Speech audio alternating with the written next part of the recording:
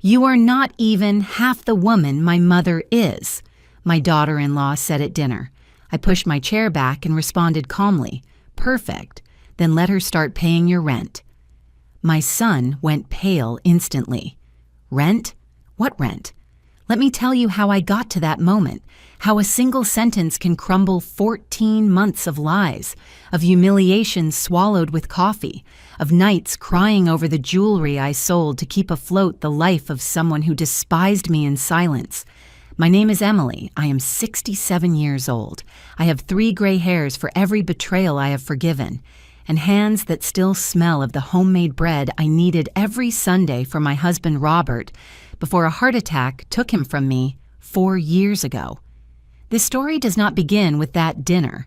It begins much earlier, when I confused kindness with weakness, and a mother's love with being a bank with no closing time. But let us go back to that night, the night everything exploded. I had prepared my grandmother's secret pot roast, the dish Robert loved, using the recipe that takes 17 ingredients and 3 hours of patience. The table was set with the embroidered linen tablecloth my mother gave me at my wedding. Cinnamon-scented candles perfumed the dining room. I wanted it to be special. I wanted to believe we could still be a family. Michael, my son, arrived with Linda, my daughter-in-law, and with Leo, my 14-month-old grandson. The baby reached his arms out to me when he saw me, and that gesture filled my chest with a warmth that almost made me forget everything else. Almost. Linda walked in without saying hello, checking her phone. She was wearing a wine-colored dress that I recognized immediately. I had seen that same model in the window of a boutique downtown, with a price tag of $400 hanging from it. $400. More than half of what I transferred to her monthly for her supposed rent emergency. During dinner, the conversation was tense, like a guitar string about to snap. Linda barely touched the roast. "It is too seasoned for my stomach," she said, pushing the plate away. Michael ate in silence, with that look that men have when trapped between 2 women pulling them in opposite directions. Then came dessert. Homemade flan, made from scratch, with that golden caramel that melts on your tongue. I served the plates and mentioned, trying to sound casual, that next week my sister Susan would be coming from Phoenix. Linda looked up from her phone for the first time in 20 minutes. "How nice that someone is coming to keep you company," she said with a smile that did not reach her eyes. "Because lately I see you very lonely, Emily. Not like my mom. She has friends. She travels. She lives life. You just cook and wait for us to come over." I felt the blow in my stomach, but I smiled. I always smiled. "My mom tells me I should learn from her, not from you."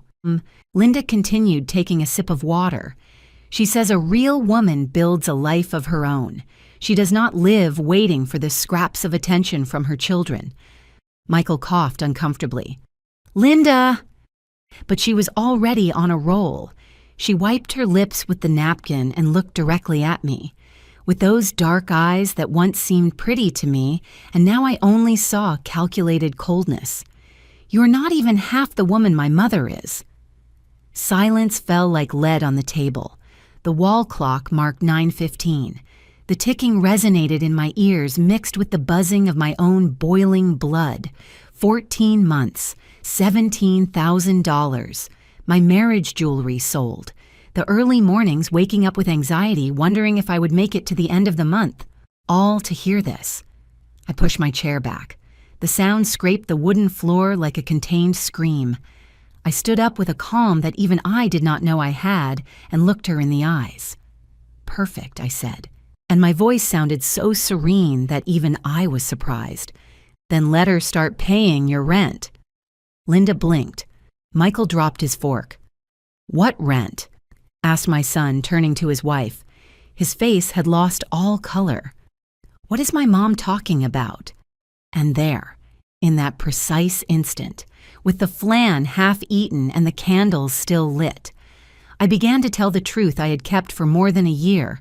But for you to understand why that truth hurts so much, I need to take you 14 months back. To the day Linda knocked on my door crying and I like a fool opened not only the door, but also my wallet and my heart. If this story is touching your soul, subscribe to the channel, because what comes next will make you understand why silence sometimes hurts more than words, and why kindness without limits can become your own prison. 14 months ago.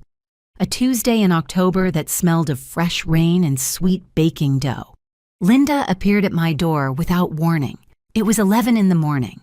I was watering the rose bushes in the patio, those flowers Robert had planted years ago, and that I cared for as if by caring for them, I could keep him alive in some way.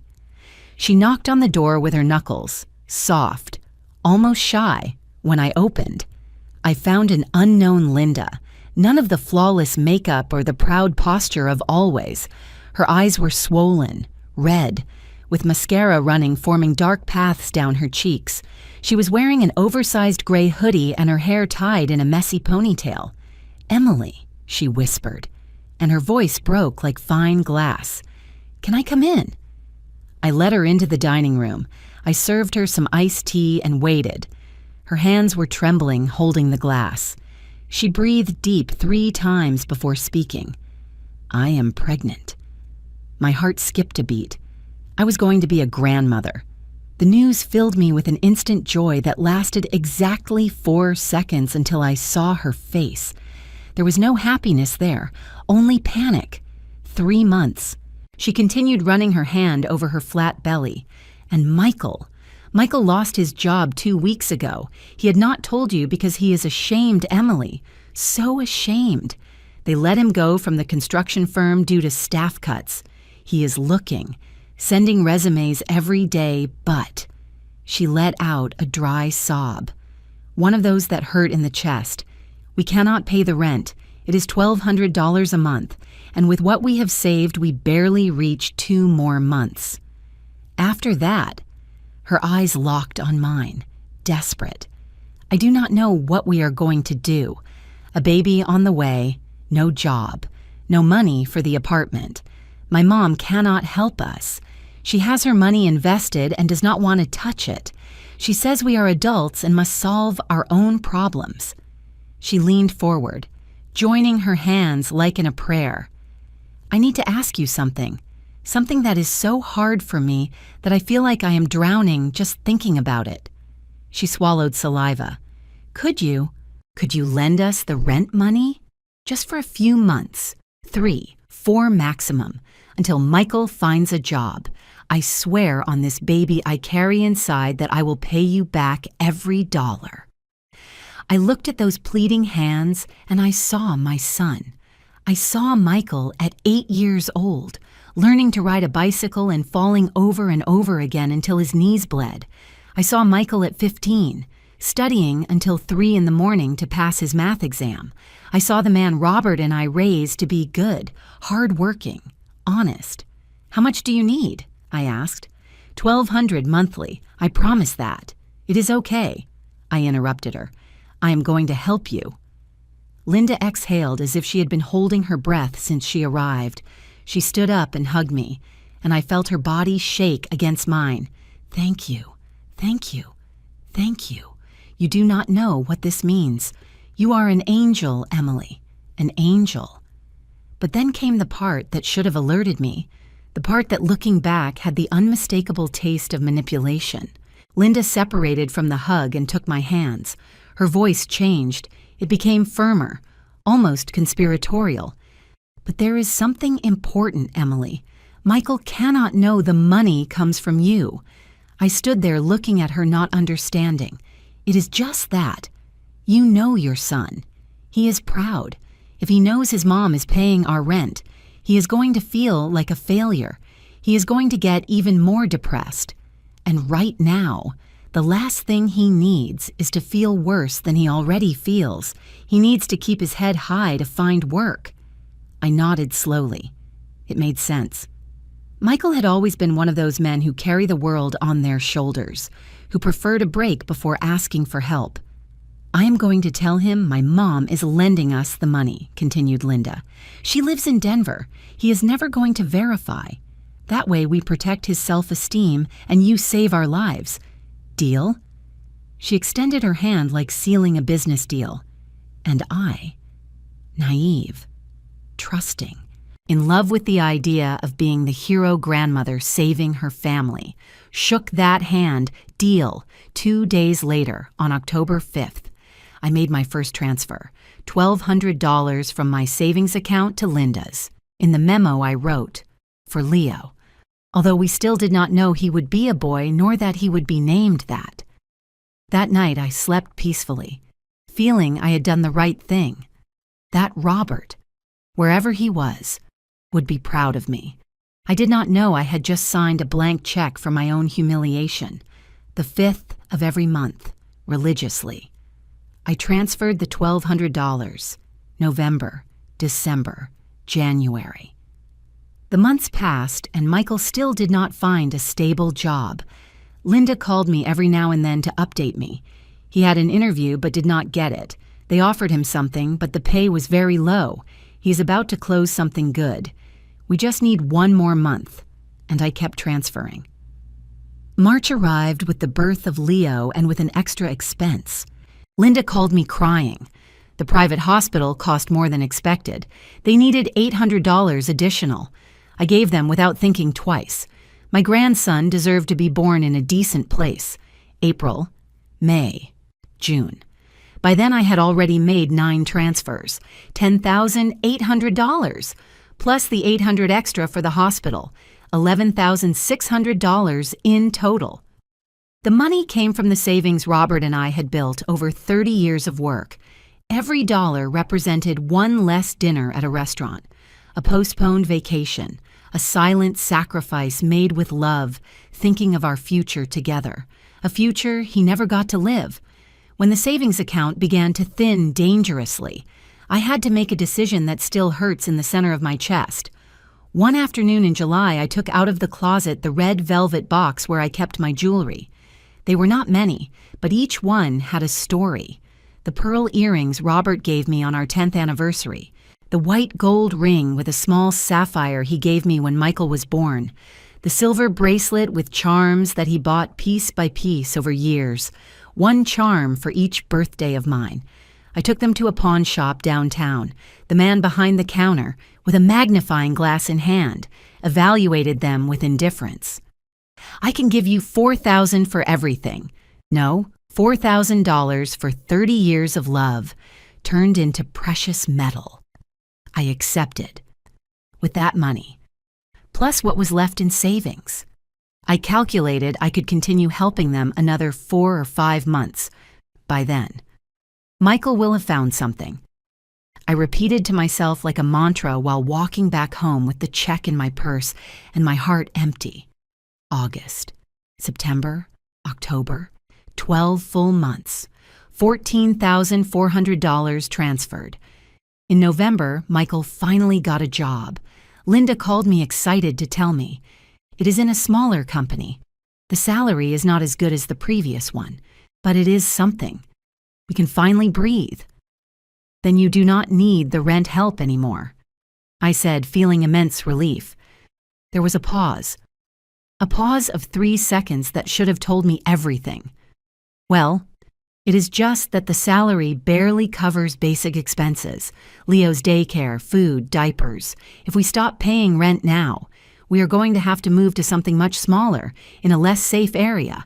Could you hold on just a couple more times, just until we stabilize?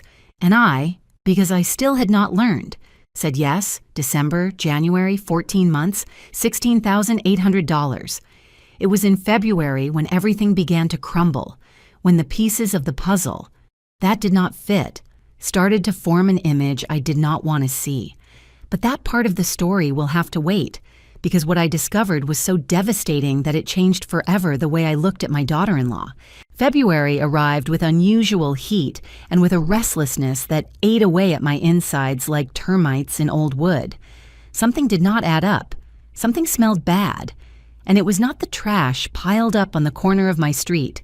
It all started on a Saturday afternoon, while I was checking Instagram on my phone. I am not one of those women who live glued to social media, but since Leo was born, I had created an account to see the photos Linda posted of my grandson. It was the only way to feel close to him between visits. That day, Linda had uploaded a photo. In it, she appeared smiling. Sitting on the terrace of a restaurant, I recognized immediately the Bistro, a trendy place downtown where the cheapest dish cost $40. She was wearing sunglasses that had that unmistakable shine of an expensive brand. And on the table in front of her, there was a glass of white wine and a plate of carpaccio. The caption said, "Because a mom also needs her moments. Self-care is not selfish." I stared at that image for 5 full minutes.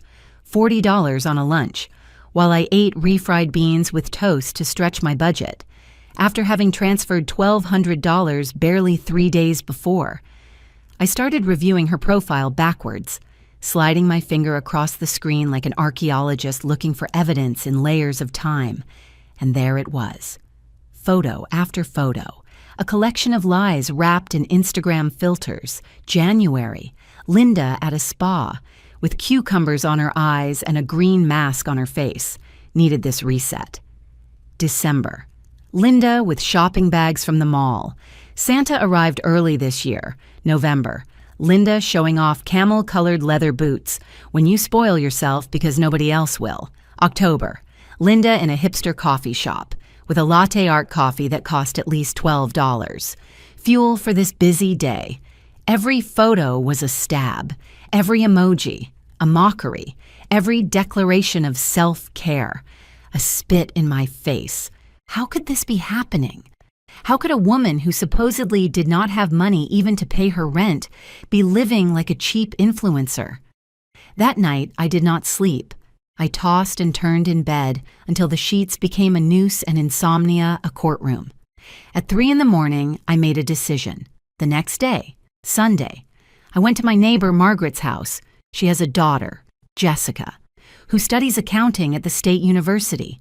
She's a serious girl, responsible. One of those who do not loosen their tongue even if tortured. Margaret, I need to ask you a delicate favor. I told her while we drank coffee in her kitchen that smelled of cinnamon. I need Jessica to help me with something. Discreet. I explained the situation without going into all the shameful details, just the essentials. I needed to verify certain financial information about my daughter-in-law. Margaret looked at me with those eyes that understand everything without the need for words. Jessica just finished a forensic auditing course, she said, lowering her voice, and she is just looking to do an internship. Give her a couple of weeks. I gave Jessica all the information I had. Linda's full name, phone number, social media, address. I paid her $300 in advance and another $300 upon delivering results. $600 that I took from the little I had left in savings, money that hurt me to spend, but that I sensed was a necessary investment. Jessica worked like a private detective for 2.5 weeks. I do not know exactly how she did it. She talked about public databases, consumption pattern analysis, tax record verification, but the day she handed me her report, I felt the floor open under my feet. We met at a coffee shop far from my neighborhood, where nobody knew us. Jessica arrived with a manila folder under her arm and a serious expression that froze my blood before she opened her mouth. Mrs. Emily. She began sliding the folder across the wooden table. I do not know how to tell you this gently, so I am going to be direct. She opened the folder. Inside were printouts of documents, screenshots, graphs with numbers and dates. Linda has a bank account that her husband does not know about. It is registered under her maiden name at a branch in Denver. My contact at the bank was able to verify the general movements without violating serious protocols. She showed me a sheet with a table. My hand shook holding it. Every month, for 2 years. She receives a deposit of $800 from an account in the name of Barbara, her mother. It is a scheduled automatic transfer. It never fails. The memo is always the same. Allowance, $800 monthly, from her mother, the same mother who supposedly had her money invested and could not help. But that is not all, Jessica continued, and her tone became more grave. Linda also has income of her own. She works as a freelance graphic designer from home. She has a profile on 3 freelance platforms. Her average monthly income is $1,500, some months up to $1,800. $1,500. Working from home. While she told me they did not have money even to eat, I did the math mentally. $800 from her mother, $1,500 from her work, $2,300 monthly that Linda generated and hid. While I transferred her $1,200 more, money that came from selling the jewelry my dead husband had given me with love. And the expenses? I asked with a hoarse voice. What does she spend all that on? Jessica turned to the next page. It was a breakdown based on her social media posts and some digital receipts she had managed to track. Clothes and accessories, approximately $500 monthly. Restaurants and cafes, $300. Beauty treatments, $250. Skincare products and makeup, $150. The rest goes to a savings account she also has in Denver. I leaned back in the chair. The coffee I had ordered was getting cold in front of me, untouched, while my world got cold too. Mrs. Emily, Jessica said softly, closing the folder. I am sorry to tell you this, but your daughter-in-law never needed your help. She has been using you as her personal emergency fund while she builds her own wealth in secret. I paid the remaining $300. I gave her another $50 tip. I left that coffee shop with the folder under my arm and a lead weight in my stomach. I walked aimlessly for 2 hours. I saw tourists taking photos. I saw young couples eating ice cream. I saw a man selling balloons that floated towards the sky like my burst illusions. When I got home, it was already dark. I sat in the dining room, in the same chair where Linda had sat 14 months ago, to ask me for help with fake tears in her eyes. I opened the folder again and read every page, every number, every piece of evidence of the betrayal. $16,800. That was the price of my naivety, of my kindness used as a doormat, of my grandmother's love turned into a private joke. But while I read, something began to change inside me. The sadness turned into something else, something harder, colder, more dangerous. That night, I made a decision. I would not say anything yet. I would keep transferring the $1,200 as if nothing had happened. I would keep smiling at family dinners. I would keep being the dumb and generous mother-in-law Linda thought I was. But inside, I would begin to assemble my strategy. Because if Ernesto had taught me anything during our 30 years of marriage, it was this. Patience is not weakness. Patience is the most refined form of revenge, and I had all the patience in the world.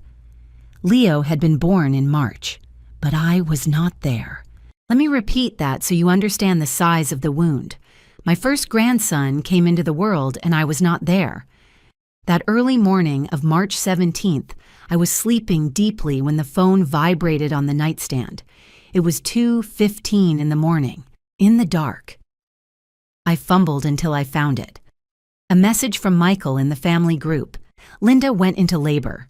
We are on our way to the city hospital. We'll let you know when the baby is born. I sat up in bed suddenly, with my heart galloping. My grandson was about to be born. I got dressed in 5 minutes. The first thing I found, jeans and a mustard blouse. I washed my face, brushed my hair quickly, grabbed my purse and the car keys. Then came another message, this one just for me. From Linda, Emily. No need for you to come now. It can take hours. Better sleep and come in the morning when everything is calmer. We will let you know. I stood there in the middle of the living room, with the keys hanging from my hand, reading that message over and over again. The smiley emoji at the end was like a slap wrapped in gift paper. How could I not go?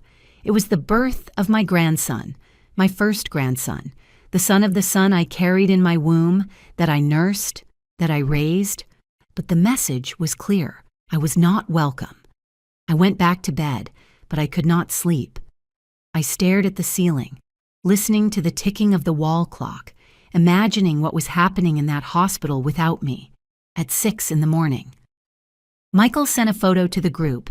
Leo had been born at 5:37, 7 pounds, 20 inches, healthy and perfect. In the photo, Linda held him against her chest, exhausted but radiant. Behind her, standing by the bed, were her mother Barbara and her sister Carla, the 3 generations of women, and me, the paternal grandmother, absent like a ghost, nobody invited to the banquet. At 10 in the morning, I showered, put on my best coral dress, the one Robert said made me look 10 years younger, applied makeup carefully, and drove to the city hospital with a bouquet of white roses and a plush giraffe I had bought weeks ago. I arrived at the 3rd floor, room 307. The door was ajar. Before knocking, I heard voices inside, laughter, Barbara's shrill voice. "He is identical to you when you were born, honey. He has the family nose without a doubt." I knocked softly and entered. Michael was sitting in an armchair by the window, with Leo in his arms. Upon seeing me, he smiled with genuine joy. "Mom, look, meet your grandson." I took 2 steps towards them when Barbara physically interposed herself between the baby and me. She was wearing a beige suit that must have cost more than my dress, my shoes and my purse combined. Her perfume, something French and expensive, invaded my nose. "Emily, how good that you came," she said with a smile that did not reach her eagle eyes. "But right now the baby needs to rest. Linda, too. They have been very heavy hours and too many visitors stress the newborn. The doctors are very clear about that." I looked over her shoulder. Carla, Linda's sister, was sitting on the edge of the hospital bed showing something on her phone to a Linda who looked perfectly awake and animated. Neither seemed stressed. Neither seemed to need urgent rest. "I just want to meet him for a moment," I said, trying to advance. "I brought flowers and—" "Come tomorrow," interrupted Barbara, taking me by the elbow firmly and guiding me back towards the door. "Tomorrow everything will be calmer. Today it is better that it is only close family." Close family, as if I were a distant cousin and not the grandmother. Michael stood up, uncomfortable. "Mom, maybe it is better. Linda needs—" "It is okay." I interrupted him before he finished the sentence, before he finished choosing her over me once more. "I will come back tomorrow." Barbara walked me to the hallway. She closed the door behind her and lowered her voice. "Emily, do not take it personal. It is just that Linda and I have a very special relationship, mother and daughter, you know? I was with her in every moment of the pregnancy, in every ultrasound, in every craving, in every fear. It is natural that now she wants to have me close. You will have your time with the baby." She patted me on the shoulder, like someone consoling a dog that did not win a prize in the competition, and returned to the room. I walked down the hospital corridor holding the white roses that nobody would receive and the plush toy nobody would see. I passed by other rooms where complete families crowded around newborns, grandmothers, aunts, cousins, everyone celebrating, everyone included. In the elevator, an older lady smiled at me seeing the flowers. "Just born? Your grandson?" "Yes," I replied, and my voice broke saying it. "How exciting! Congratulations, Grandma." The doors closed and I let the tears run free. The next day, I returned to the hospital at 11 in the morning. This time, Barbara and Carla were no longer there, only Michael and Linda. My son hugged me at the door. "Sorry about yesterday, Mom. Everything was very chaotic."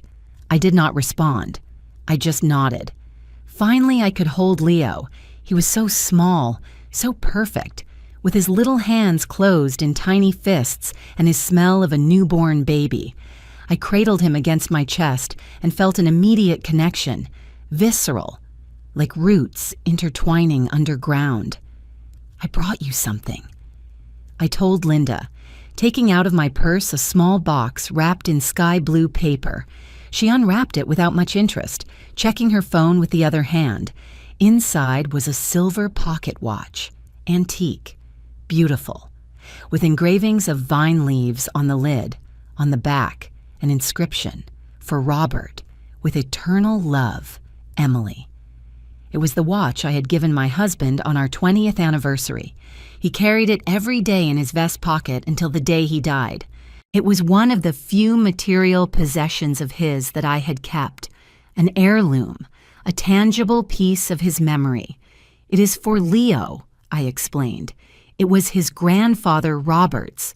I thought when he grew up he could carry it and feel connected to the man he will never meet. It is engraved with his grandfather's name.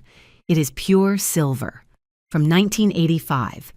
Linda lifted the watch, examined it with the same expression she would use checking an avocado at the market. "How antique," she said finally. "Thanks, Emily. I will keep it somewhere safe." She said it with that tone that means, "I'm going to shove it in a drawer and forget it exists." Michael, more conscious of the emotional value, approached to see it. Dad used it always. I remember. "That is why I want Leo to have it." I insisted. "It is heritage, history, something to connect him with his roots." Linda had already put the watch in her purse and turned her attention back to the phone. During the following days, while they were in the hospital, I tried to visit them every afternoon. Every time I found some new excuse. "Leo is sleeping. The pediatrician is checking him. Linda needs to rest." Always something. When they were finally discharged, I thought things would improve, but I was wrong. What I did not know then, what I would discover months later casually and heartbreakingly, was that during those 3 days in the hospital, Barbara had been there practically all the time, eating breakfast with them, lunch, dinner, holding Leo, changing his diaper, singing him songs, doing everything a grandmother does, everything I wanted to do, and they did not let me. I found out through a Facebook post by Carla that I saw weeks later, a complete album. The first days of my nephew Leo, 30 photos. Barbara appeared in 28. I did not appear in any. But that was not the worst. The worst came later, when I discovered what had happened with Robert's silver watch, that watch that had survived 30 years of marriage, 4 years of widowhood, and all my contained love.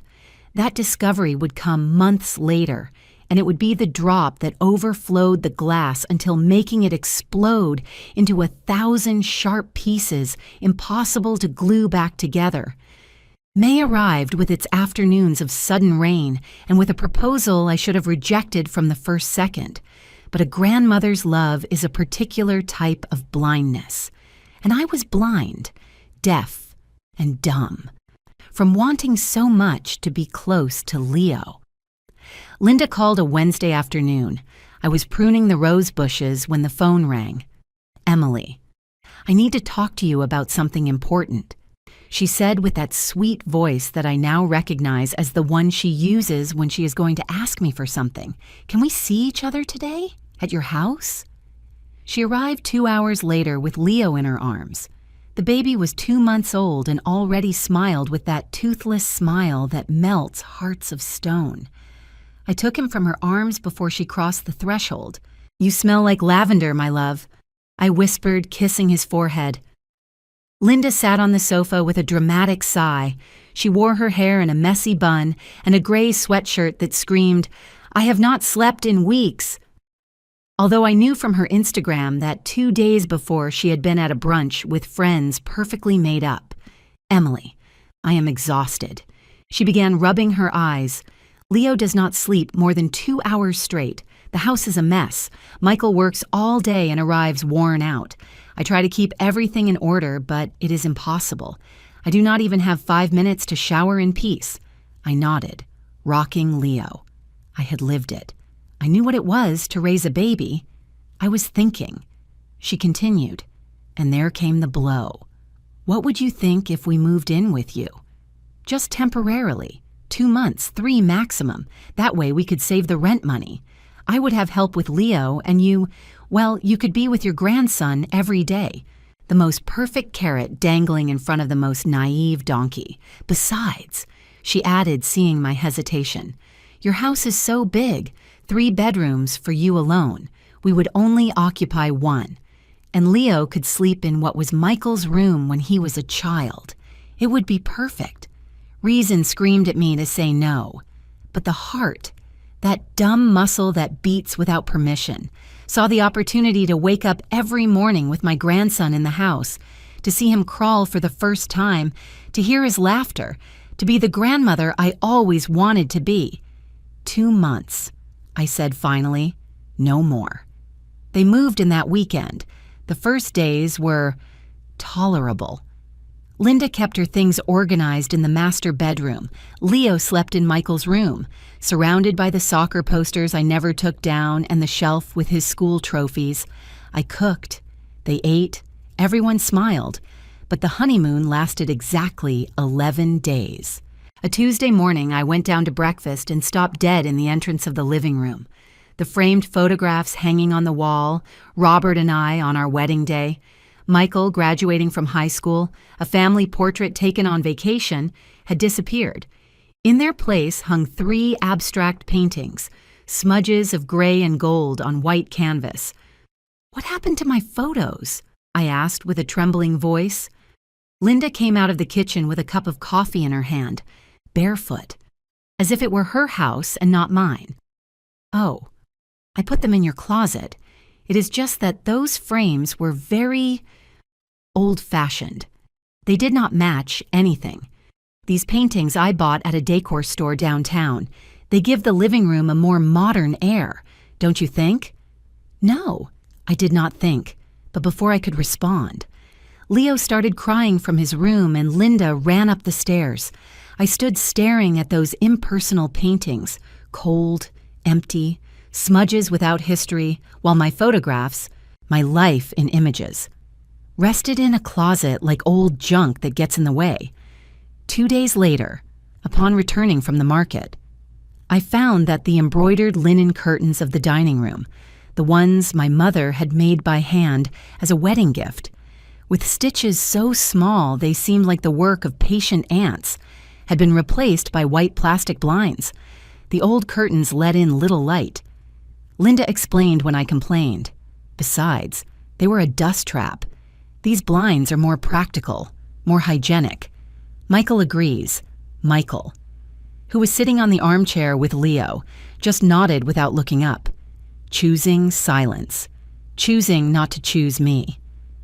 My mother's curtains ended up in a trash bag by the back door. Next was my vintage ceramic tableware, 20 plates, 20 bowls, 20 hand-painted mugs, a complete set Robert and I bought on our 10th anniversary during a trip we paid for with months of savings.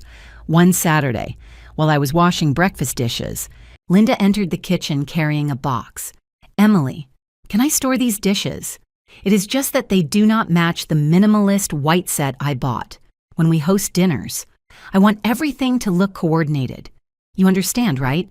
And before I answered, she began wrapping my plates in newspaper, one by one, as if they were hers to decide their fate. "Linda, that tableware has 20 years of history." "Exactly. 20 years. It is time to renovate." She stored them in a box she put in the attic, along with my mother's imaginary curtains and the ghost photos of my marriage. My life was being packed and archived like expired documents.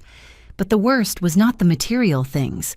The worst was the way my house ceased to be mine. Linda organized dinners with her friends, Monica, Andrea, Fern, 3 women in their 30s who arrived with cheap wine and strident laughter. They installed themselves in my dining room using my new white plates she chose, staining the table with red wine while talking about influencers, facial treatments, and Netflix series when I came down from my room, attracted by the noise. Linda introduced me with a tense smile. "This is Emily, the lady who lives here. Not my mother-in-law, not Leo's grandmother, not the owner of this house, just the lady who lives here," as if I were an extra tenant they generously tolerated. Her friends greeted me with fake courtesy and continued with their conversation, lowering the volume barely, like when you talk in front of a small child who should not find out about adult topics. One night, Monica spilled red wine on the white tablecloth my Aunt Connie gave me when I got married, a red stain big as a fist. Linda just shrugged. Do not worry, Emily. That tablecloth was already old. Tomorrow I will buy a new one. She bought nothing. The tablecloth remained wrinkled inside the laundry basket for weeks, until I washed it myself, knowing the stain would never come out completely. Now there is a pink shadow in the center, like a healed wound. The 2 promised months passed, then 3, then 4, just a little more.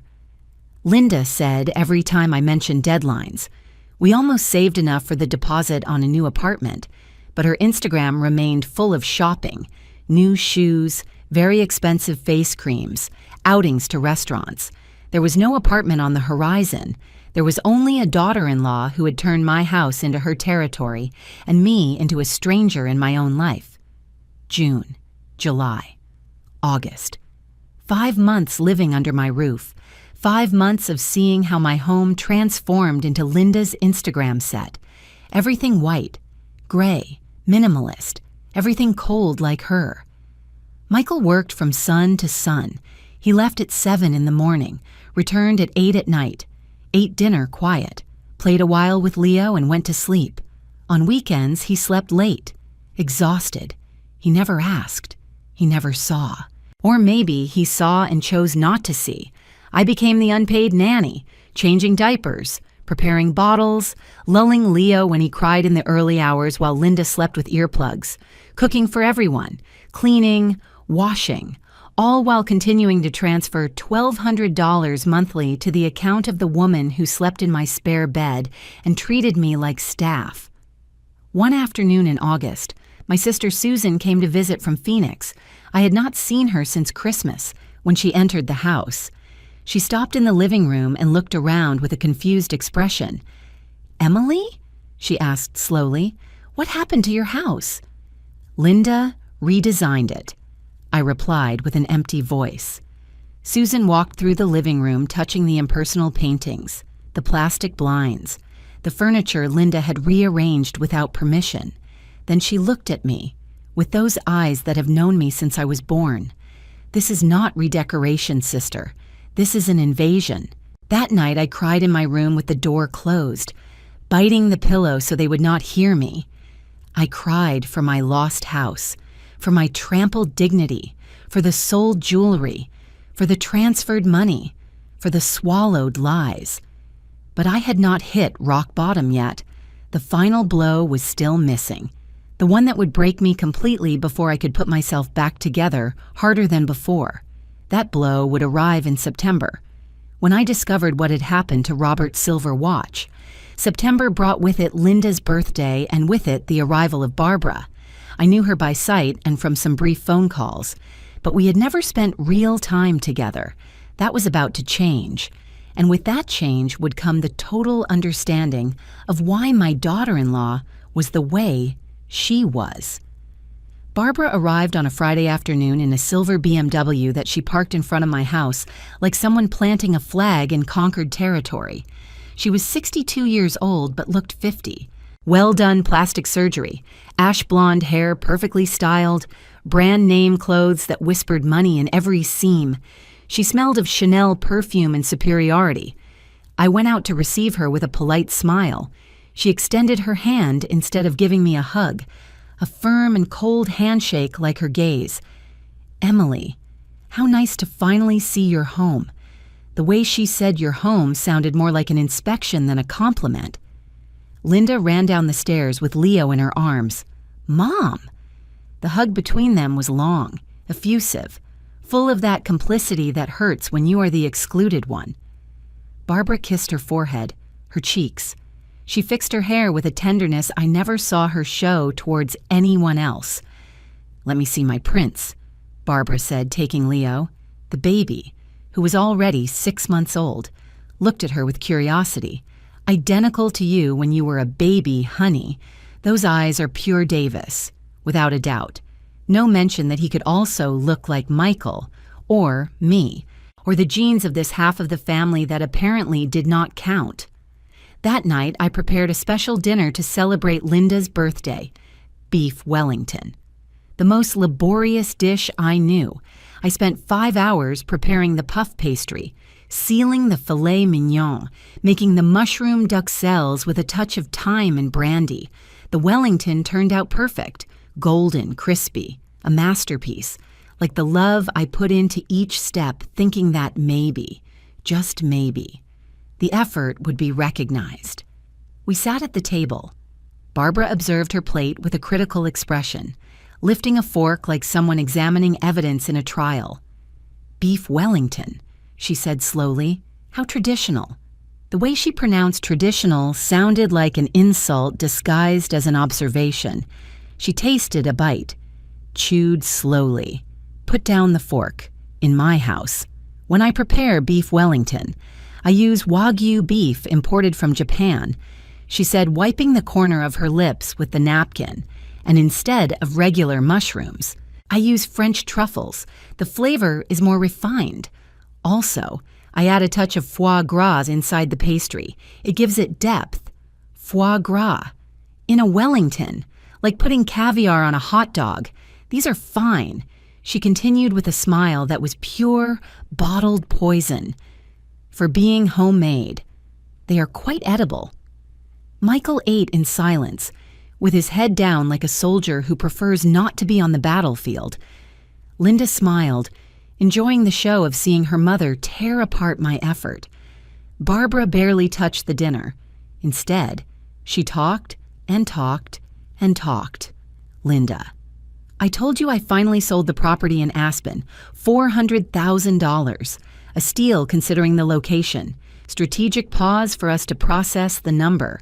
Your father, may he rest in peace, always had an eye for investments. He left me very well positioned. How lucky," I said, trying to sound genuine. Her hawk eyes locked on me. "It is not luck, Emily. It is financial intelligence. My husband and I built a solid wealth because we knew how to handle money. We did not spend on frivolities. We invested strategically. Every word was a stone thrown. Every phrase, an implicit comparison between her life of planned abundance and my existence of working middle class. That is why I taught Linda since she was little." She continued pouring more wine into her glass. "That a smart woman never depends on anyone. A smart woman builds her own empire. And above all," she looked directly at me, "a smart woman never spends her own money if she can avoid it." Linda let out a complicit giggle. Michael kept eating as if he heard nothing, cowered in his mutism. "That is the best lesson I gave her," insisted Barbara, raising her glass like in a toast. "Find a way for others to pay your bills while you build your personal fortune. That is how smart women survive." And then I understood everything with brutal clarity. It was not a coincidence. It was not an accident. Linda had used me exactly as her mother taught her. I was not family. I was an exploitable resource, a source of temporary financing while she accumulated her own money in secret. Barbara continued her monologue during dessert, a store-bought cake because I no longer had the energy to bake, bragging about her investments, her properties, her trips. "Last year I spent 3 weeks in Europe," she said, showing photos on her latest model phone. "Paris, Rome, Barcelona. Linda, when Leo is bigger, the 3 of us will go. You, me, and the baby. A trip of Davis generations. 3 generations. That did not include me nor Michael, as if he had only been the sperm donor necessary to create the heir to her dynasty." After dinner, Linda and Barbara went to the living room with the baby. I heard them from the kitchen while washing the dishes they had barely touched. "You have to be firmer, honey," Barbara said in a low voice, but not so low that I did not hear. "This house is perfect for you. Do not pay rent while you can live here for free. Extend the stay as much as possible." But Emily is already starting to ask when we are leaving. Handle her, use the baby. No grandmother is going to kick out her grandson. And if she gets difficult, cry a little. Tell her Michael is stressed with work, that Leo needs stability. Whatever. But do not move until it really suits you. I dropped a plate in the sink.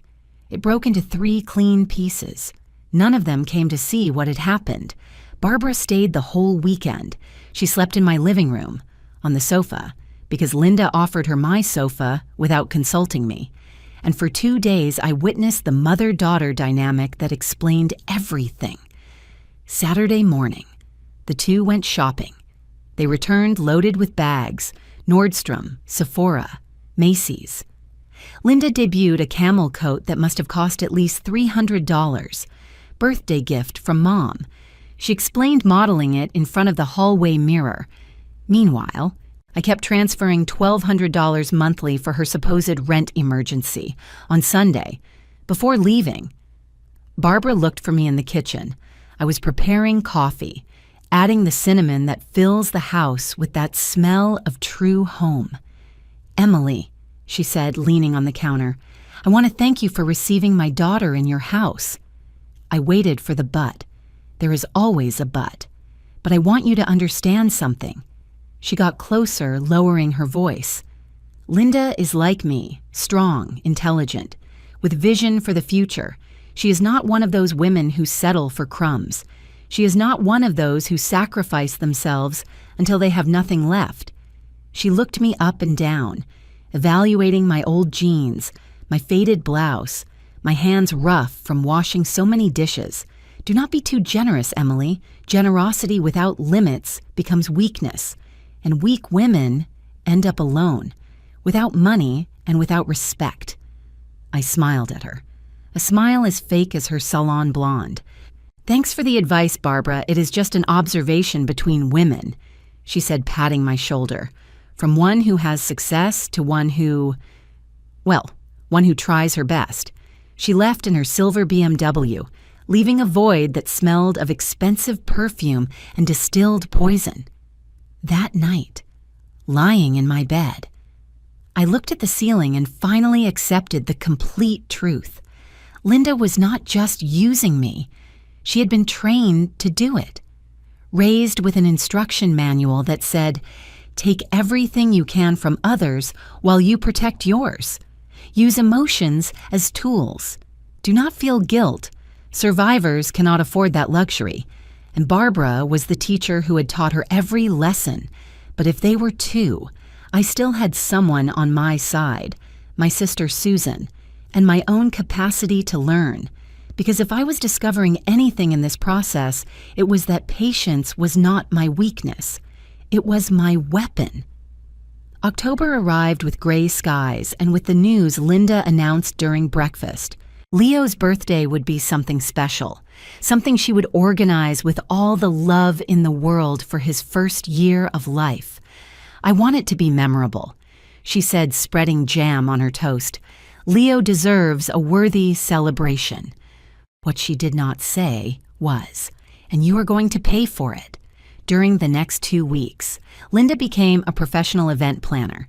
She spent hours on the computer comparing decoration packages, quoting banquets, looking for the perfect clown or magician, all under the pretext of maternal love, but with the wastefulness of someone spending someone else's money.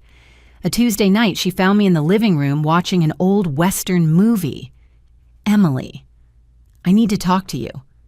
She sat next to me with a remorseful expression, the one I already recognized as a preamble to a request. I have been looking at options for Leo's party, and I found the perfect venue. It is a garden hall downtown. It has waiters included, decorated tables and chairs. It is ideal. "I thought you would have the party here at the house," I said. "The garden is big. We can—" "No, Emily, the garden here is nice. But we need something more professional, with adequate bathrooms for so many guests, kitchen equipped for catering, space for inflatables. How many guests? About 50. 50 people, for a baby who would remember nothing of his first birthday.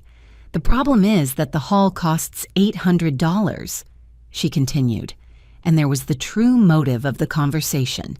"I know it is a lot, but it is only once, his first year. Please, Emily, do it for your grandson. Do it for my grandson." The magic phrase Linda used as a master key to open my wallet. I already reserved the hall with my card. She lied, because later I would discover she did not even have anything reserved.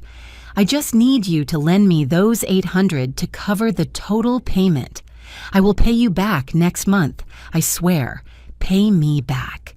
As if she had ever paid back the $16,800 I had already given her in 14 months. But I nodded. Because I was sticking to my strategy. I kept accumulating evidence. I kept waiting for the perfect moment. I took the money from the little I had left in savings and gave it to her in cash. Linda counted it in front of me, something she had never done before, as if suddenly she mistrusted my ability to count to 800. She put it in her purse and gave me a quick hug. "You are the best mother-in-law in the world, Emily, the best fool," she meant. The days prior to the party were a whirlwind of deliveries. Amazon packages arrived almost daily. Golden garlands, centerpieces, metallic balloons with the number 1, disposable plates and cups with safari designs, everything coordinated in beige, gold and olive green tones, everything expensive, everything unnecessary. "Where is the money coming from for all this?" I asked her one afternoon, seeing the mountain of boxes in the living room. "From my savings." She responded without looking up from her phone. "I have been saving for this day." Savings. The woman who supposedly did not have money even to pay her rent had savings for children's party decoration. The equation did not add up, but she still believed I was too stupid to add 2 plus 2. The day of the party. Saturday, October 17th. Dawned sunny. I got up at 6 in the morning, although the party started at 4 in the afternoon. Nerves did not let me sleep, or maybe it was the anxiety of knowing I was being used once again. At 9, the decoration company arrived. They transformed my garden, the garden where Robert and I planted roses, where Michael learned to ride a bike, into a magazine safari. They installed long tables covered with beige linen tablecloths, centerpieces with succulent plants and plush giraffes, a giant arch of golden balloons at the entrance, a candy table decorated as if it were a millionaire's wedding. "I thought you had reserved the hall downtown," I asked Linda while supervising the installation. "Oh yes, it is just that in the end I decided it was better here, more intimate. And that way we saved that money." Save. She used that word as if it had real meaning, as if saving was something she knew. "So the $800 I lent you, I used them to hire the professional decoration and the catering." She interrupted, pointing to the workers carrying tables. "It comes out to more or less the same." Do not worry. I was not worried. Nothing worried me anymore. I just observed and archived every lie in the mental folder that one day I would open in front of everyone. At 2 in the afternoon, the catering arrived. Trays of sushi, teriyaki chicken skewers, gourmet mini burgers, imported cheese board, exotic salads with names I could not pronounce, food that easily cost $50 a head, multiplied by 50 guests, $2,500 in food, minimum. "From where?" I started asking. "Mom helped with part of it," answered Linda, adjusting the ivory dress she debuted for the occasion. She did not want her grandson to have a cheap party. Barbara helped. The same Barbara who supposedly had her money invested and could not help with the rent. But yes, she could pay for imported sushi for a 1-year-old baby's birthday party. The inconsistencies piled up like dirty dishes, but nobody else seemed to see them. The guests started arriving at 4. Linda's family arrived first. Barbara with a navy blue cocktail dress that screamed, "I am the important grandmother." Carla with her husband and her 2 children. Aunts, cousins, Linda's friends I had never seen. My family was a fraction. My sister Susan, who came from Phoenix. My cousin George with his wife. 2 neighbors who truly appreciated me. 42 people in total. Not 50, but enough to fill the garden with noise and laughter. I hired a professional photographer, Linda's decision, my expense, a young guy with an expensive camera taking photos from all possible angles. Click, click, click. Capturing every moment for posterity. Leo, dressed in a beige romper that matched the decor, seemed overwhelmed by so many people. He cried and calmed down, smiled and frowned again. He was a 1-year-old baby doing what 1-year-old babies do, existing, without understanding the circus mounted around him during the party. I moved like a ghost in my own house. I greeted guests, smiled for photos, held Leo when they allowed me. But I was human decoration, one more piece of furniture in the scenario carefully assembled by Linda, the main table, where Linda, Michael, Leo, Barbara, and Carla sat. Looked like an official family portrait. That was where the photographer took most of the photos. That was where everyone gathered for the cake cutting. I was at the back table, next to Susan and my neighbors, when we sang Happy Birthday. I approached to be in the photo of the cake moment. I placed myself right behind Michael, with my hands on his shoulders, smiling. The photographer shot. Flash. 1 photo, 2, 3, ready, he said, and everyone dispersed. The party continued until 8 at night. Leo was already sleeping in his stroller while the adults kept eating, drinking, taking photos.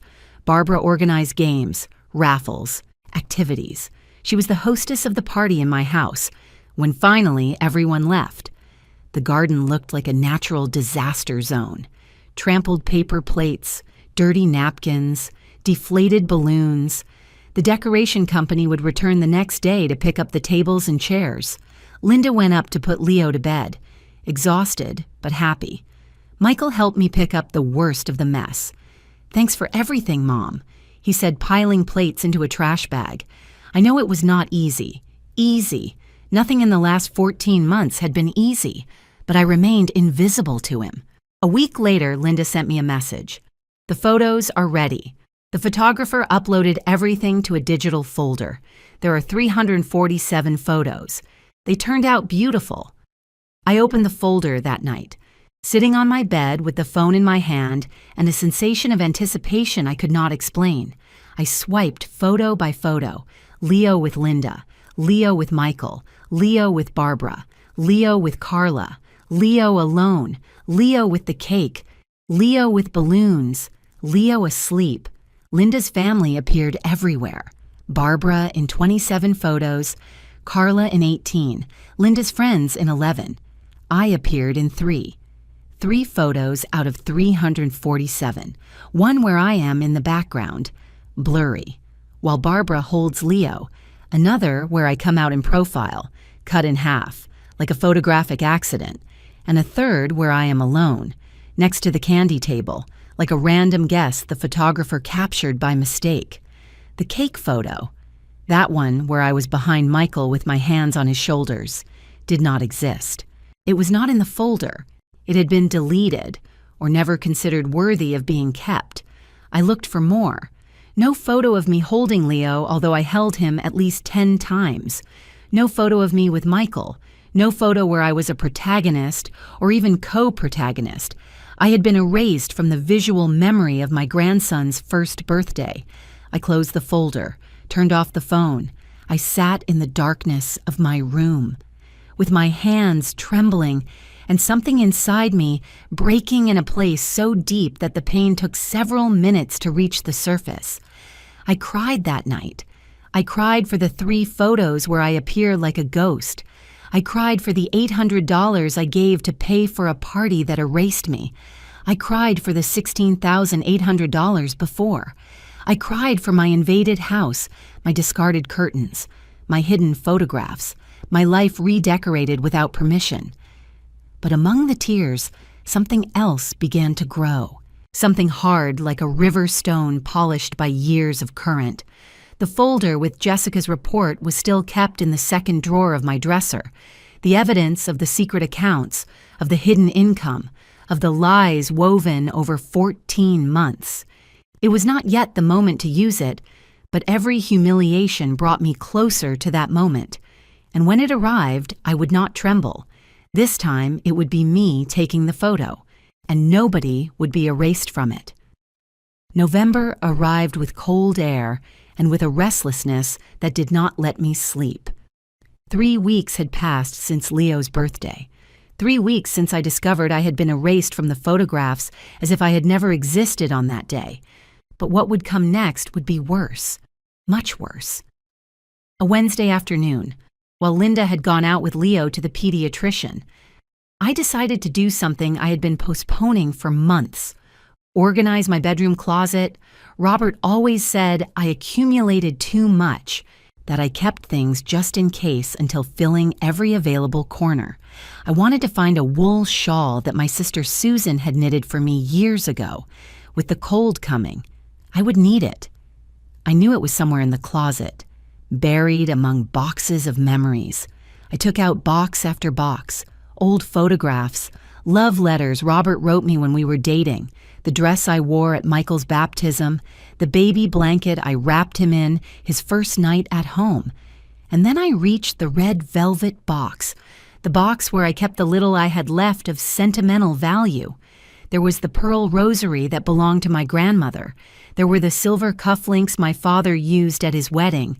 There was the engagement ring Robert gave me under a jacaranda tree in 1978. And there should be the silver pocket watch. I opened the box. My hands were trembling even before confirming what I already knew in the bottom of my soul. The watch was not there.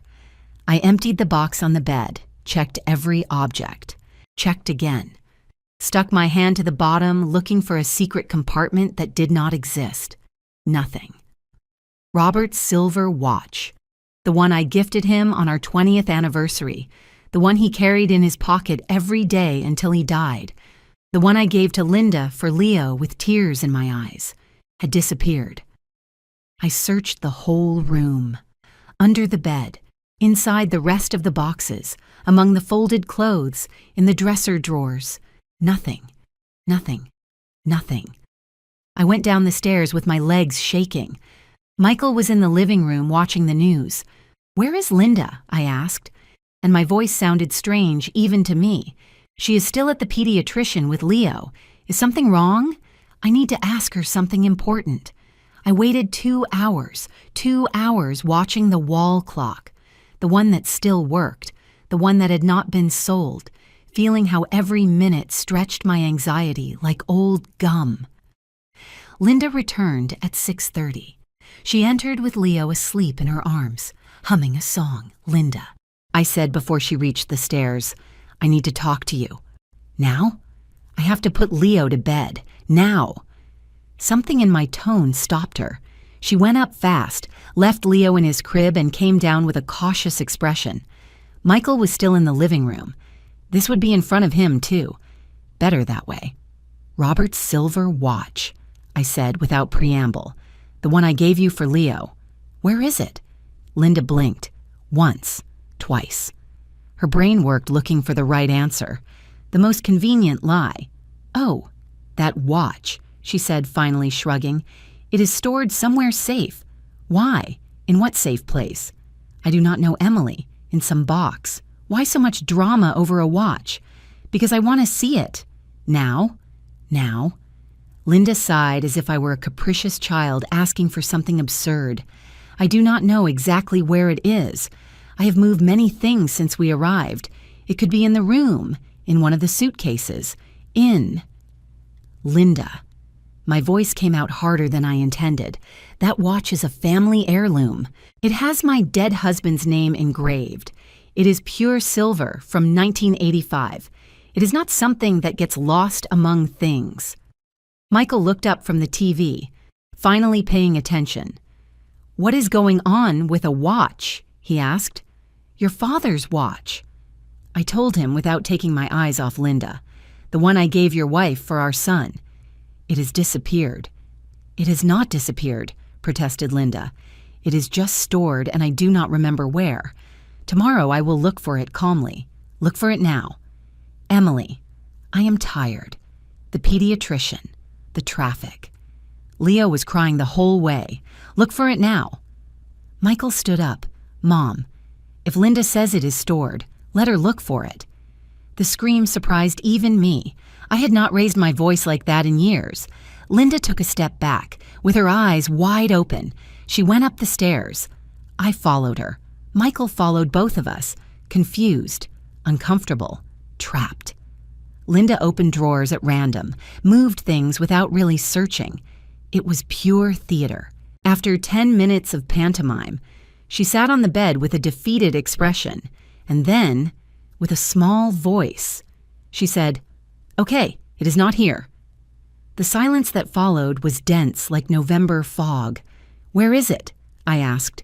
Linda bit her lower lip, looked at Michael seeking support that would not come, looked at the floor, looked at her hands. "We sold it," she whispered finally. Michael froze. "What? We pawned it, like 3 months ago. We needed money urgently for what?" I interrupted her. My voice was pure ice. "For what did you need money urgently if I transferred you $1,200 monthly?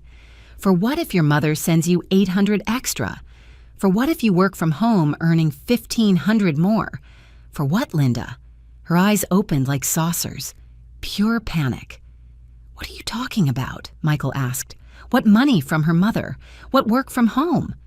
Linda stood up. "Emily, I do not know what—" Leo needed diapers. She continued talking faster, improvising desperately, and special formula milk that the pediatrician prescribed. It was very expensive. We had nowhere else to get it, and that watch was there unused, gathering dust. I thought, "How much did they give you?" I asked. "What? How much money did they give you for my dead husband's silver watch?" She lowered her gaze. $250 for a 40-year-old heirloom, for the last physical piece of Robert I had left, for the object that should pass from generation to generation as a testimony of love and family continuity. $250 that she probably used on another Instagram dress or another brunch with her friends. Michael did not know, she added quickly. It was my decision. I went alone to the pawn shop. I told him the watch had been lost in the move. Michael looked at me, then looked at her. His face went from shock to incomprehension, and then to something I had never seen in him. Rage. "You sold my father's watch?" he asked with a trembling voice. "The one my mom gave you for our son? I was going to get it back. Defended Linda. I have 30 days to get it back, paying the interest. But then, with Leo's party and everything..." Time passed. "When did you pawn it?" asked Michael. "In July. 4 months ago. The deadline to recover it had expired 3 months ago. The watch was no longer recoverable. They had already sold it to a third party or melted it to sell the silver by weight." "Which pawn shop?" I asked. "I do not remember the name." "Linda. I really do not remember. There are many downtown. It was one around there. She was lying. She knew exactly which one it was. But she did not want to tell me because she knew I would go verify that indeed the deadline had passed, that the watch was lost forever." I sat on the edge of the bed. My legs no longer held me. I felt as if someone had reached inside my chest and squeezed my heart like a wet rag. "Emily, I am sorry," said Linda, and her voice sounded genuinely scared now. "I really am sorry. I thought it was a mistake. I did not think that—" "Get out of my room," I said in a low voice. "Emily, get out of my room." She ran out. Michael stayed a moment longer, standing in the door, looking at me with eyes that finally seemed to see. "Mom, you too. Leave me alone."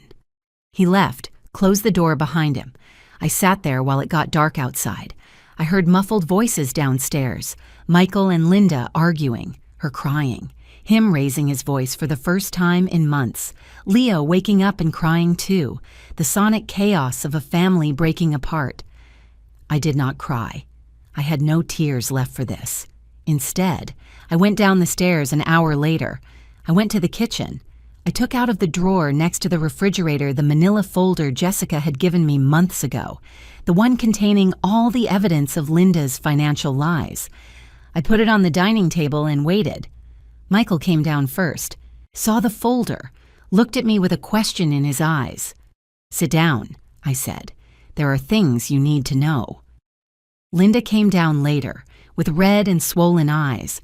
When she saw the folder on the table, I saw her go pale. "What is that?" she asked with a trembling voice. "The truth," I responded.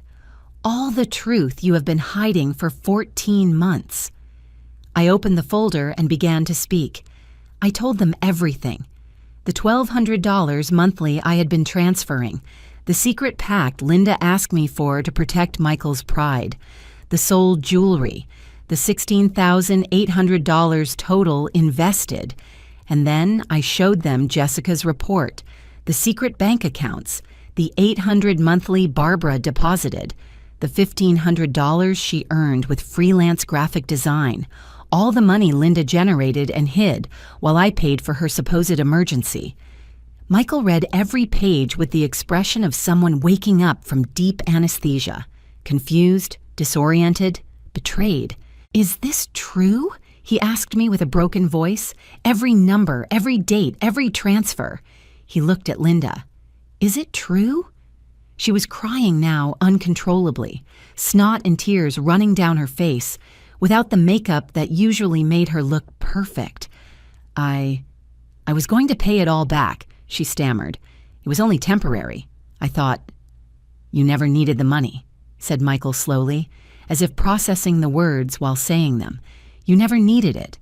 I needed to save for us, for Leo, for our future. Using my mother's money? Selling the jewelry my father gave her? Pawning his watch?" She did not answer. There was no answer that could justify the unjustifiable. Michael stood up, walked to the window, stood there looking at the night for minutes that felt like hours. When he spoke again, his voice was different, colder, harder, more adult. "We are leaving tomorrow." Linda looked up, alarmed. "What? You pack your things. I pack mine. We look for an apartment this same week.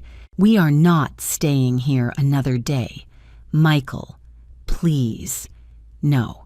He cut her off. "We have no right. We never had the right. My mother opened her house to us and you used her. You squeezed her. You took everything you could while accumulating your own money. I just wanted security. At her expense?" Michael pointed at me. "At the expense of pawning my father's memories?" Silence fell heavy. "Tomorrow," repeated Michael. "We leave tomorrow." And he went up the stairs, leaving Linda and me alone in the dining room. She looked at me with pleading eyes. "Emily, please, talk to him. Tell him I apologized. Tell him I will fix it." "How?" I asked simply. "How are you going to fix 14 months of lies? How are you going to return a watch that no longer exists? How are you going to erase me from the photos where you erased me? I did not erase you from any photo." Photos of Leo's birthday. I appear in three blurry photos in the background, as if I were one more piece of decoration furniture. She stayed silent. "Tomorrow you leave," I told her, standing up. "And before leaving, you are going to sign something." "What?" "A promissory note for the $16,800 I lent you. My sister Susan is a lawyer. She will draft the document. You will sign it in front of a witness, and you will pay me that debt. I do not know when. I do not know how. But you will pay it. I do not have that money. Yes, you do. In your secret account in Denver. And if not, your mother, who taught you so well to use people, will help you, or you will work double, or you will sell your brand name clothes. I do not care how, but you will pay." I went up to my room, closed the door, and finally, after everything, I cried. But these tears were different. They were not of sadness, they were of liberation, because the next day I would recover my house, my space, my dignity, and that, even if it hurt, was worth more than any silver watch. They left the next day just as Michael promised, but not to their own apartment. That would come later, but temporarily to Barbara's house in Denver while they looked for something in the city. My house was empty, silent, mine again. I spent 3 days cleaning every corner Linda had touched. I took my photographs down from the closet and hung them again in the living room. I took the ceramic tableware out of the attic and washed it piece by piece, caressing every hand-painted design. I removed the plastic blinds. with the help of my neighbor, Mr. Thompson, and bought new linen curtains, not identical to my mother's, but in the same spirit. I recovered my house. But the void of Leo hurt in a place no decoration could fill. Michael called me every 2 days, brief conversations, uncomfortable, full of long pauses. "How are you, Mom?" "Fine." "And you?" "We are looking for an apartment. There is one that may be—" "That is good." "Leo asks for you." That broke me. A 1-year-old baby does not ask for anyone with words, but I understood the message. My grandson missed me, and I missed him, with a physical pain in the center of the chest. "Tell him Grandma loves him." More silence. "Linda wants to apologize." "She already apologized." "Really, Mom? She is different." My mom spoke hard to her. She told her things. I think she finally understood. Barbara spoke hard to her. How ironic. The woman who taught her to use people now reclaimed her for using people. "The promissory note," I said. "Did she sign it?" "Yes." "Susan came, drafted it. Linda signed it. You have your notarized copy." "Good." "Is that all you were going to say?" "Good?" "What else do you want me to say, Michael?" He sighed on the other end of the line.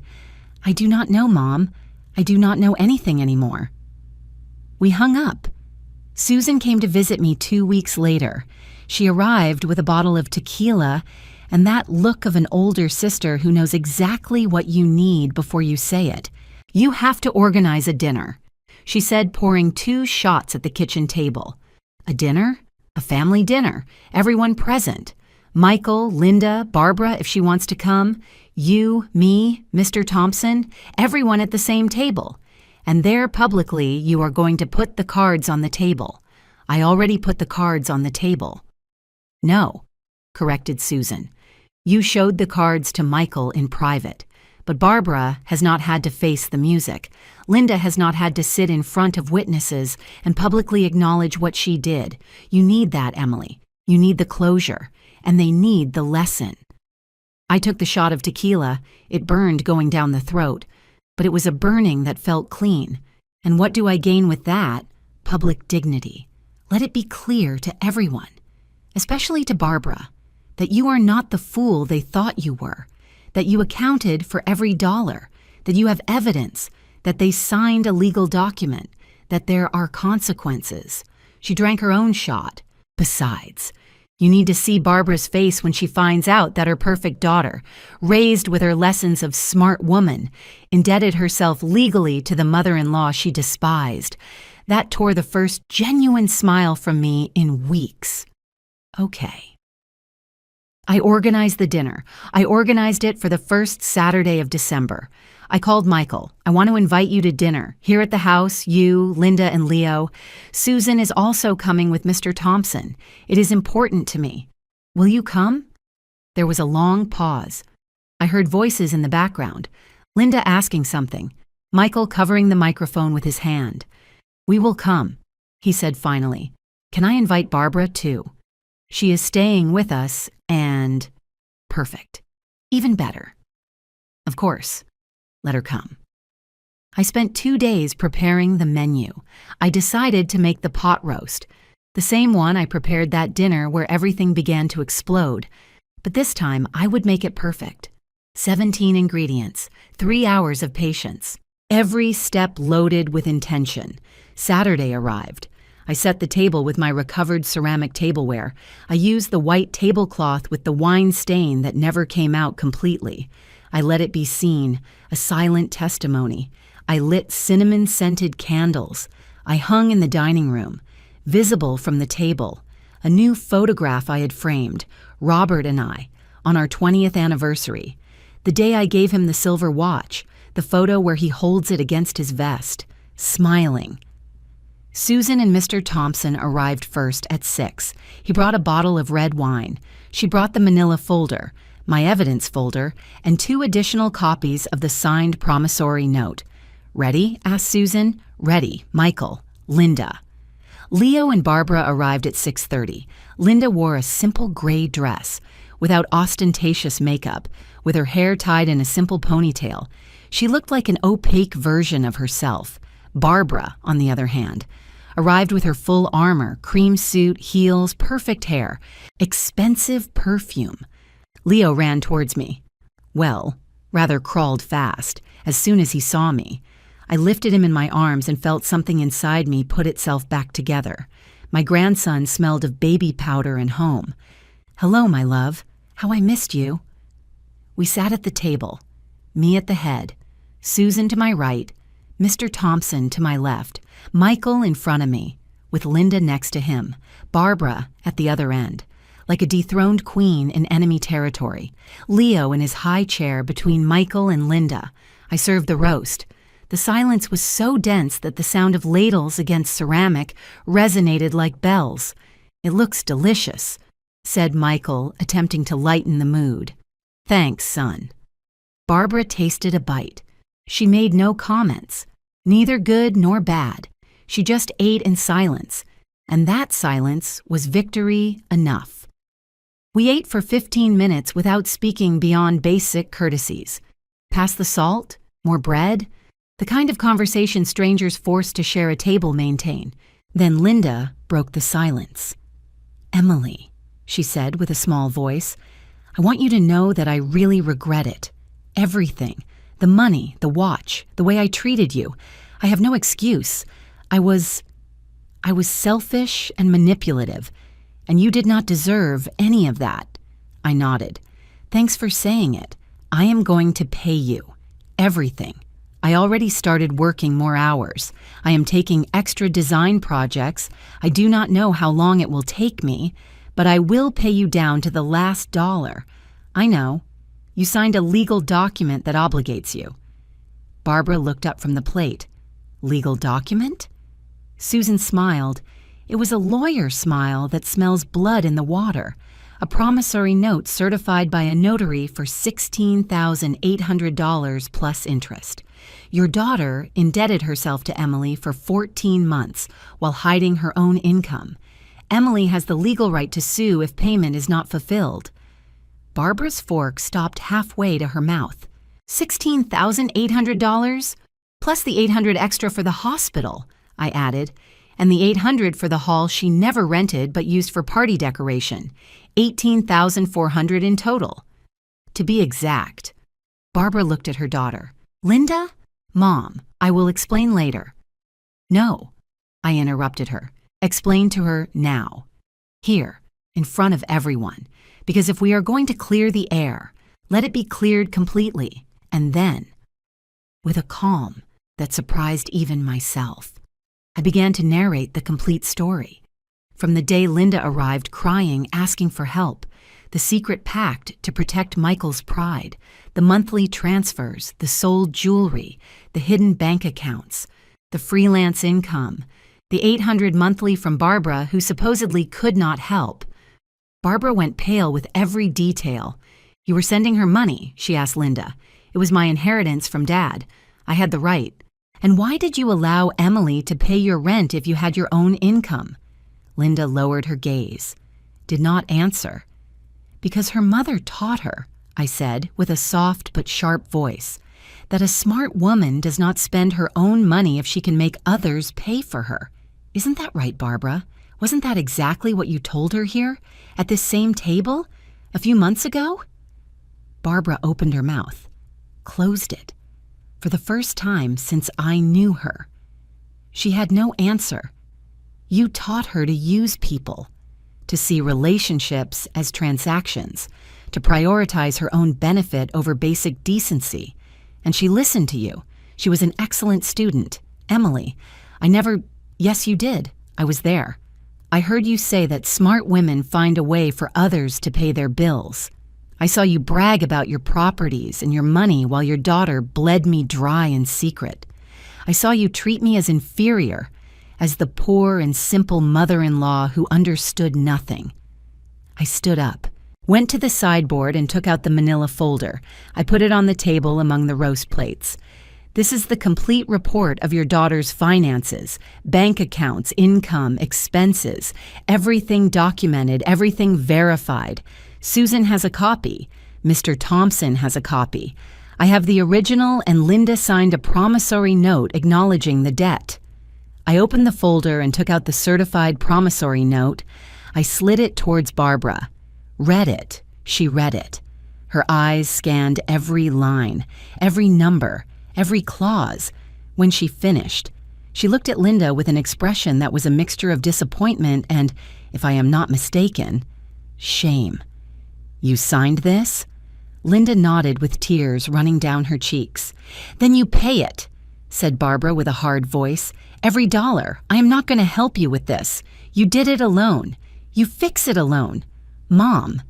No. Barbara left the napkin on the table. They raised you to be smart, not to be a thief. There is a difference. The silence that followed was absolute. Even Leo, who had been babbling, stayed quiet as if understanding the gravity of the moment. Michael finally spoke. His voice trembled. Mom, I want you to know that I looked for the watch. I went to 6 pawn shops downtown. None had it on record.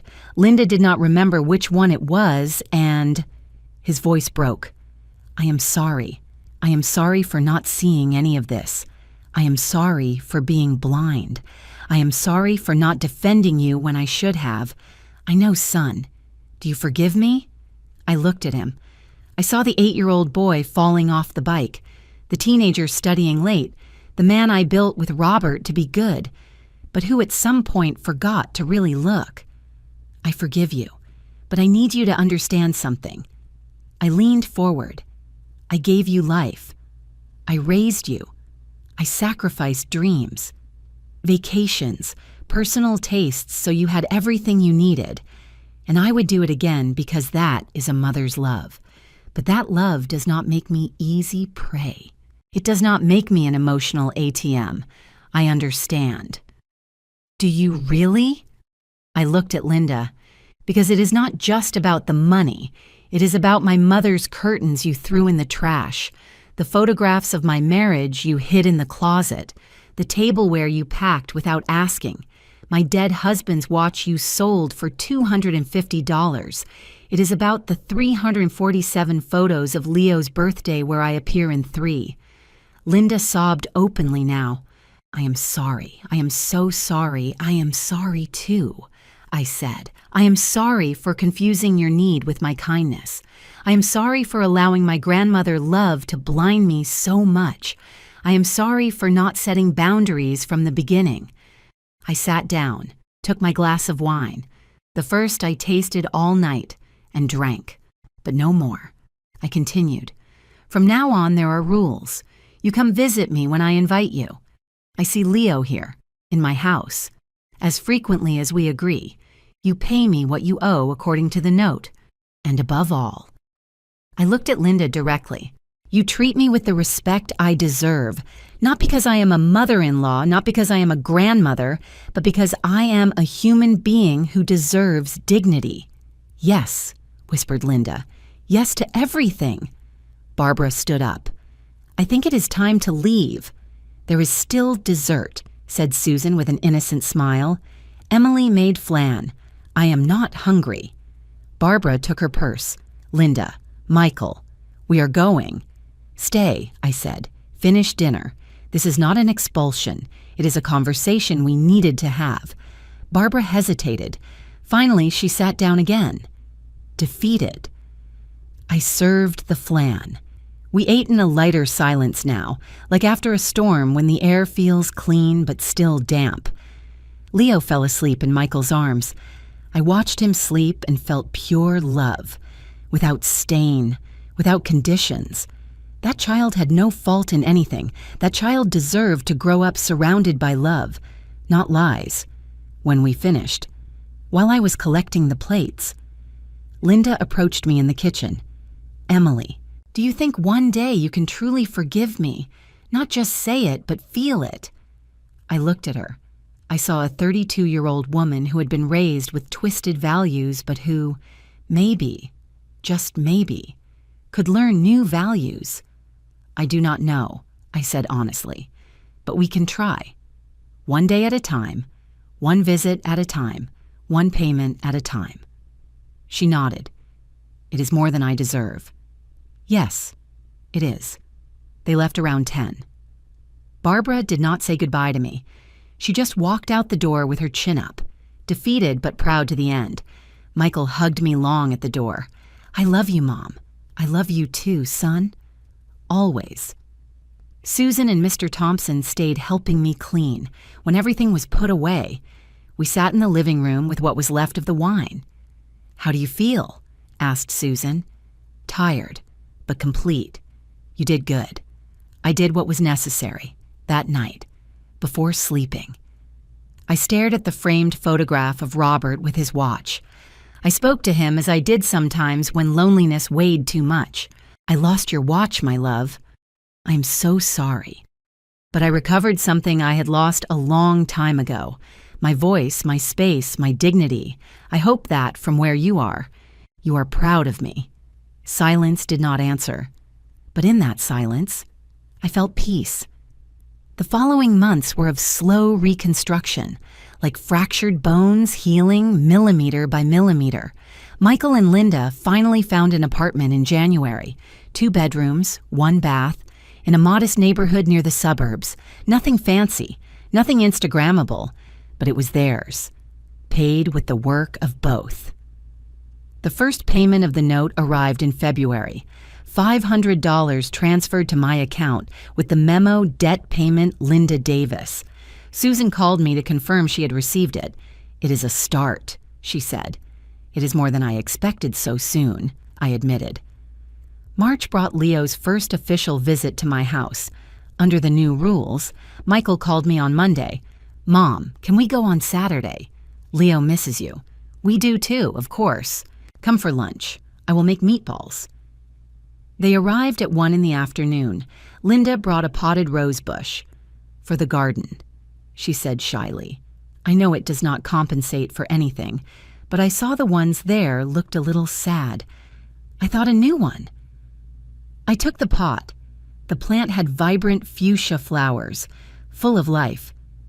Thank you. I will plant it next to the ones Robert planted. Something in her expression softened. It was the first gift she gave me without second intentions, without calculation behind it. Just a gesture. We ate in the garden. Leo crawled on the grass, chasing a yellow butterfly. He was 16 months old now and already said some words. Mom, Dad, water. Every word was a small miracle. Did he say Grandma yet? I asked. Almost, answered Michael, smiling. It comes out more like Nana, but he is trying. Leo approached me crawling. He grabbed my legs to stand up. He looked at me with those dark eyes that were half Michael, half Linda, and completely his. Nana, he said, pointing at me. My eyes filled with tears. Yes, my love. Nana, I am your grandma. In April came the second payment, another $500, in May, the 3rd. Linda was complying, slow, but constant. One afternoon in June, Michael came alone, without Linda, without Leo. He knocked on the door with a serious expression. Is something wrong? I asked, letting him in. I need to show you something. He took out his phone, showed me a WhatsApp conversation between him and someone named Antique Buyers SL. I read the messages with my heart accelerating.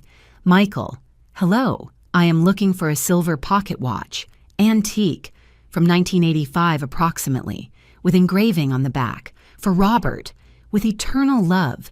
Emily, have you seen something like that? Antique Buyers. Let me check our inventory. Give me 2 days, 3 days later. Antique Buyers. We have it. A client brought it in 4 months ago. It is in perfect condition. We can sell it for $850. You found it, I whispered. I found it, confirmed Michael. His eyes shone.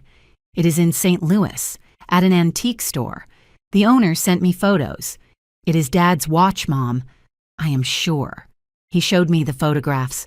There it was, the silver watch with its vine leaf engravings, the lid closed, and in the last photo, the back with the inscription I myself had ordered engraved 40 years ago. How did you find it? I searched the internet for months, contacted more than 50 antique stores, pawn shops, collectors. I sent photos to everyone. Nobody had anything until this week. This man in St. Louis answered me. $850. I am buying it, he said quickly. I already set aside the money. I travel this weekend to pick it up. I want to return it to you, Mom. I want Leo to have what he should have had from the beginning. I cried right there, standing in the middle of the living room. I cried like I had not cried since that night of the lost watch. Michael hugged me and cried too.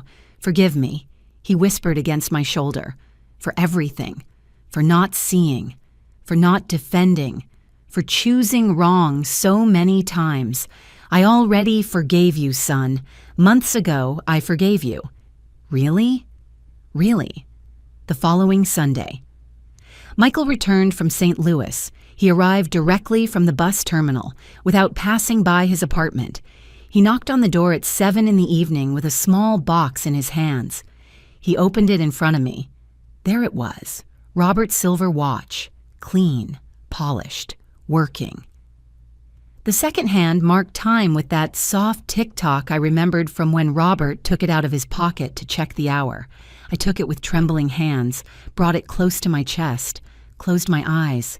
Thank you, was all I could say. Thank you, Mom, for everything, forever, in July. During a Sunday dinner, it had become a tradition every 2 weeks. Linda looked for me in the kitchen while I prepared coffee. Emily, there is something I want you to know. Tell me. I stopped talking to my mom. I looked up, surprised. Well, not entirely, she corrected. But I set boundaries, serious boundaries. I told her I do not want her to advise me on how to handle my marriage or my money. I told her that her lessons of a smart woman almost destroyed my family. She hung up the phone. We've not spoken in 3 weeks. And how do you feel about that? Scared, sad, but also free. She wiped a tear. All my life, I tried to be like her. Strong, calculating, always thinking of my own benefit. I thought that was being smart, but it is not. It is just being lonely. It is not easy to unlearn what they taught you since childhood. No, but I have to do it. For Michael, for Leo, for me. She looked at me directly. And because I do not want my son to grow up believing it is okay to use the people who love you, I nodded. It is a good start. In September, 11 months after that explosive scene, Linda made the last payment of the note, $18,400 complete, with interest included. The bank notification arrived a Tuesday morning. Susan called me immediately. Did you see? I saw. She paid everything. It is over. Over? I repeated, and the word felt like a door closing softly, without slamming, without violence, just closure. That afternoon I invited Michael, Linda, and Leo to dinner. I did not tell them why, just that it was important. When they arrived, I had the table set with my ceramic tableware. I had cooked lasagna, the dish Michael asked for on every birthday since he was a boy. We ate amidst laughter and anecdotes. Leo was walking wobbly now, saying complete sentences of 2 words, more bread, cold water, Nana, look, after dessert. I took something out of my purse. It was a manila envelope. This is for you, I said, sliding it across the table towards Linda. She opened it with trembling hands. Inside was the original promissory note she had signed 11 months ago, crossed diagonally with a red stamp that said, paid in full. You paid your debt, I said. All of it. With interest. This document no longer has legal value. It is yours to keep or destroy. Linda took the paper. Her lower lip began to quiver. I do not know what to say. You do not have to say anything. I just want you to understand something. I leaned forward. The money was never the most important thing. The important thing was respect, honesty, the acknowledgement that what you did was wrong, and that you already gave. Do you forgive me then? Really? I looked at her. I saw a different woman from the one I met 2 years ago, more tired, Yes, less made up, less polished, but more real, more human. I forgive you. I do not forget. I will never forget. But I forgive. She got up from her chair, went around the table and hugged me. It was a long hug, tight, wet with tears. Thank you, she whispered. Thank you for not giving up on us. October arrived with clear skies and with a surprise. Michael and Linda organized a party for Leo's second birthday, this time in a public park. Modest, with 20 guests, no professional decorators or gourmet catering, just balloons, homemade sandwiches and a cake from the neighborhood bakery. But the important thing was something else. When the photographer, a friend of Michael's who did the favor for free, finished taking photos, Linda called me aside. I want you to see something. She took out her phone, showed me the digital album, 120 photos in total, and I appeared in 53. 53 photos where I was holding Leo, cutting the cake, singing happy birthday, laughing with Susan, sitting with my grandson on my lap. 53 photos where I was not background or accident. I was grandma. I was family. I was visible. This time you are in, said Linda with a soft voice. This time I included you in every important moment because you belong there. I could not speak. I just nodded while tears ran free. That night, back at home, I sat in my living room surrounded by my recovered things, Robert's photographs on the walls, the linen curtains, the ceramic tableware in the sideboard, the silver watch stored in its red velvet box, safe, at home. I thought of the whole road traveled, the humiliation swallowed, the money lost and recovered, the sold jewelry that would never return, but that no longer hurt so much. The watch I thought lost forever and that now rested meters from me, beating with time. I thought of Linda and her imperfect but real transformation, of Michael learning to use his voice, of Leo growing up in a home more honest than the one he almost had. I thought of myself, of the Emily who opened the door 2 years ago without knowing she was opening the door to her own exploitation, and of the Emily now who had learned that love without limits is not love. It is self-destruction. I took my phone, wrote a message in the family group that now only included Michael, Linda, Susan, and me. Thanks for today. It was perfect. I love you. See you soon. The answers came fast. Michael, we love you, Mom. Thanks for everything. Always. Linda, thanks for giving us another chance. We won't waste it. Susan, proud of you, little sister. I smiled, turned off the phone, prepared a chamomile tea, and sat in the armchair Robert and I bought on our 5th anniversary. Outside. The city breathed its nocturnal breath of millions of intertwined lives. Every lit window was a story. Every story had its pain and its hope. Mine had had both. And now, finally, I had something more important. Peace. Because I learned something in these 2 years of silent battle. True wealth is not in what you possess, but in what you do not allow them to take from you. They did not allow taking my dignity. They did not allow taking my voice. They did not allow taking the right to set boundaries and demand respect. And that, in the end, was worth more than any amount of money.